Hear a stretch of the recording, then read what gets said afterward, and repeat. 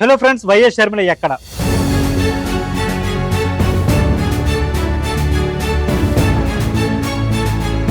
ప్రస్తుతం ఏపీ రాజకీయ వర్గాల్లో ముఖ్యంగా కాంగ్రెస్ పార్టీలో క్షేత్రస్థాయిలో జరుగుతున్న చర్చ ఇది. గడిచిన 50 రోజులుగా ఆమె తన పార్టీ ఆఫీస్కి రాలేదనేది పార్టీ వర్గాలు చెప్తున్నాయి. ముఖ్యంగా విజయవాడలోని ఆంధ్రరత్న భవన్, కాంగ్రెస్ పార్టీ అధికారిక కేంద్ర భవనం అనుకుందాం. రాష్ట్రానికి సంబంధించినంత వరకు కూడా అదే కేంద్ర భవనం. అక్కడికి ఆమె వచ్చి 50 రోజులు దాటిపోయింది, దగ్గర 2 నెలలు. ఈ 2 నెలల పాటు ఆమెకు సంబంధించిన ట్వీట్లు కానీ లేకపోతే ఆమెకు సంబంధించిన పోస్టులు కానీ వస్తున్నాయి. ఆమె పిఆర్ఓలు, ఆఫీస్ వర్గాలు ఆ పనిలో చాలా బిజీగానే ఉన్నారు. కానీ డైరెక్ట్గా ఆమెను మీడియా ముఖంగా చూసిన వాళ్ళు ఎవరూ లేరు.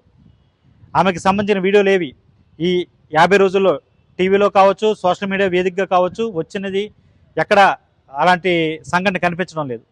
సో ఏమైపోయారు ఆమె? మనకున్న సమాచారం మేరకు తన కుమార్తెకి సంబంధించిన ఎడ్యుకేషన్ పరంగా కొన్ని కీలకమైన బాధ్యతలు నిర్వర్తించాల్సి ఉంది. దానికోసం ఆమె విదేశాల్లో ఉన్నారు. మధ్యలో హైదరాబాద్ వచ్చినా తిరిగి అయితే విదేశాలకు వెళ్ళిపోయారు. ఆమె తిరిగి 24వ తారీఖు రాబోతున్నారు. 26న ఢిల్లీ వెళతారు. అక్కడ కీలక నేతలతో, కాంగ్రెస్ పార్టీ హైకమాండ్తో భేటీ అవుతారు. పార్టీకి సంబంధించిన కొన్ని ముఖ్యమైన పనులకు సంబంధించి కొంత కార్యాచరణ వాళ్ళ నుంచి తీసుకుని వచ్చి ఇక్కడ ఇంప్లిమెంట్ చేస్తారు. ఇది మనకున్న సమాచారం. బాగానే ఉంది. కానీ ఈలోపు జరగాల్సిన నష్టం అయితే జరిగిపోతుంది. ఏపీ కాంగ్రెస్లో తనకంటూ ఒక అసమ్మతి వర్గం ఏర్పాటైపోతుంది.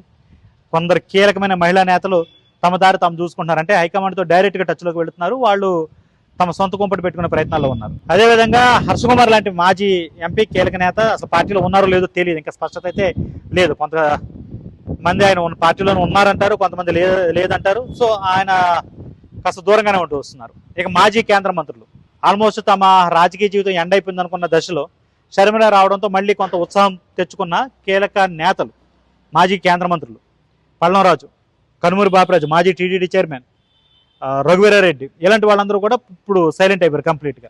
పల్లంరాజు, కనుమూరి బాపిరాజు మీడియా ముందుకు వస్తుంది లేదు, వాళ్ళు పెద్దగా యాక్టివ్గా ఉంటుంది కూడా లేదు. రఘువీరారెడ్డి అయితే రాజకీయాల నుంచి దూరంగా వెళ్ళిపోయారు. ఇంకా ఆయన శైలజనాథ్, మరొక మాజీ మంత్రి, గతంలో పీసీసీకి ప్రెసిడెంట్గా కూడా చేశారు. అంత కీలకమైన వ్యక్తి వైసీపీలోకి వెళ్ళిపోయారు. ఇది కొంత డేంజర్ బెల్స్ మోగించే విషయమనే చెప్పాలి. ఎందుకంటే షర్మిలకు సంబంధించినంత వరకు కూడా ఆమె పార్టీకి ప్రెసిడెంట్ అయ్యాక రాష్ట్రంలో వైసీపీ నుంచి అసంతృప్త నేతలు బయటకు వస్తే వాళ్ళు కాంగ్రెస్ వైపే వస్తారు. ఇక్కడ ఉన్నది కూడా వైసీపీ అంటే వైఎస్ఆర్ బిడ్డే కాబట్టి ఇక్కడికే వస్తారని అందరూ భావించారు. కానీ ఇక్కడ రివర్స్లో జరుగుతుంది.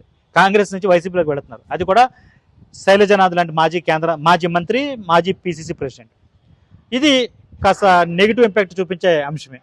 ఇలాంటివి జరుగుతున్నా డైరెక్ట్గా ఆమె మీడియా ముందుకు వచ్చి మాట్లాడింది లేదు. కనీసం ఒక వాట్సాప్ వీడియో రికార్డ్ చేసి రిలీజ్ చేసింది లేదు. ఇంకొక వైపు డీలిమిటేషన్ అంటూ చాలా పెద్ద ఇష్యూ నడుస్తుంది. ఈ డీలిమిటేషన్లో ఏపీ సహా సౌత్ రాష్ట్రాలన్నిటికీ అన్యాయం జరుగుతుందంటూ స్టాలిన్ పెద్ద ఎత్తునే ఉద్యమం లేవదీసే ప్రయత్నాలు చేస్తున్నారు.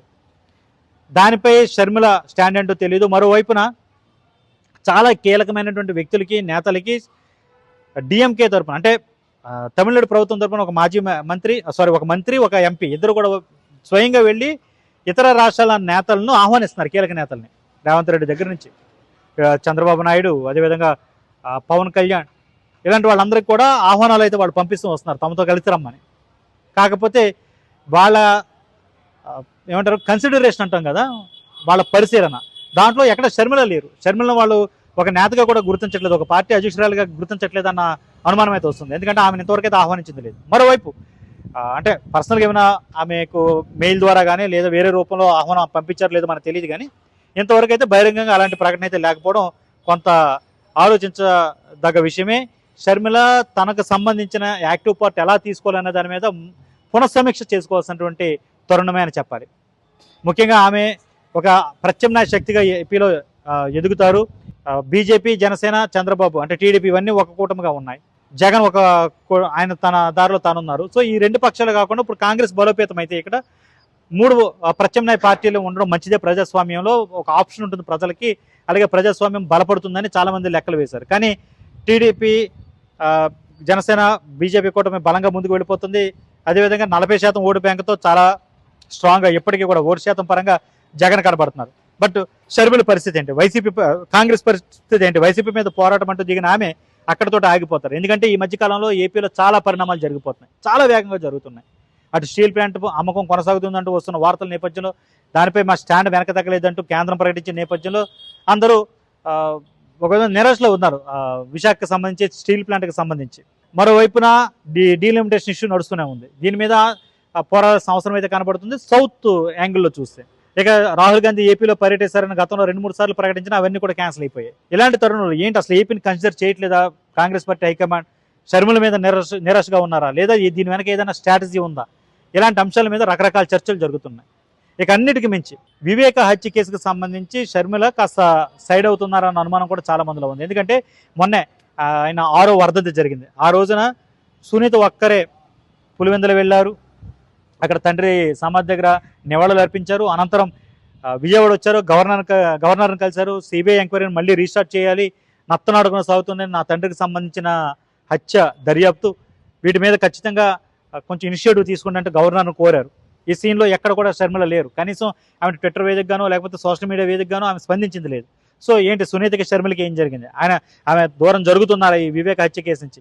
ఇలాంటి అనుమానాలు చాలా చాలా చాలా బలంగా వస్తున్నాయి. ఎలక్షన్ టైంలో ఇది పెద్ద ఇష్యూగా మారింది కదా, అప్పుడు ఆమె ఇచ్చిన ఇంటర్వ్యూలో కూడా ఈ అంశం గురించి చాలా బలంగా చెప్పారు. కానీ ఇప్పుడు అంతా కూడా సైలెంట్ అయిపోయారు అన్న విమర్శలు ఎక్కువ అవుతున్నాయి. ఇలాంటి పరిస్థితుల్లో ఆమె ఖచ్చితంగా మళ్ళీ యాక్టివ్ కావాల్సిన అవసరం ఉందనేది ఆమె అభిమానులు కోరుకుంటున్న ఇష్యూ. ఆమె తరపు వర్గాలని నేను కాంటాక్ట్ చేసినప్పుడు వాళ్ళు చెప్తుంది ఏంటంటే దీని వెనక ఒక స్ట్రాటజీ ఉంది, స్ట్రాటజీ ప్రకారం ముందుకు వెళ్తున్నారు, చాలా త్వరలో చాలా పెద్ద పెద్ద పరిణామాలు చూస్తారు మీరు అంటూ వాళ్ళు నమ్మబలికే ప్రయత్నాలు చేస్తున్నారు.